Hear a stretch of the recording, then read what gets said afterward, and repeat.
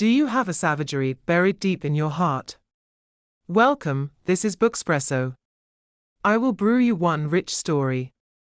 After the story ends, I'll ask you the same question again. Please share your stories in the comments. This is William Golding's novel, Lord of the Flies. The world was an endless blue sea and a blazing sun. Amidst the chaos of war, the boys who crash-landed on an unfamiliar deserted island were completely free from the rules of adults. Under the scorching sun, the boys' eyes sparkled like grains of sand.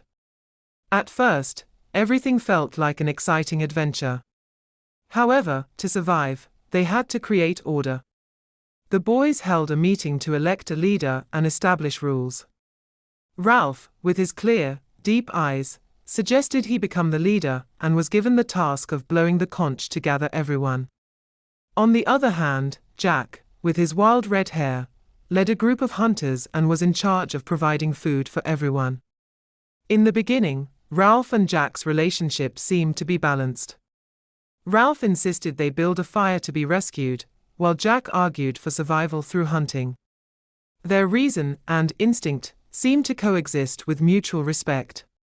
However, as time went on, the boys began to feel suffocated by the rules they had created. They were increasingly drawn to Jack's power, rather than Ralph's reason, and a savagery began to stir and rear its head in the boys' hearts. Jack eventually painted his face all over and led his group, howling like a beast. They were seized by an invisible terror, a fear of the beast, which made them suspicious of each other. And my goodness, they even turned friends into enemies and committed violence and murder.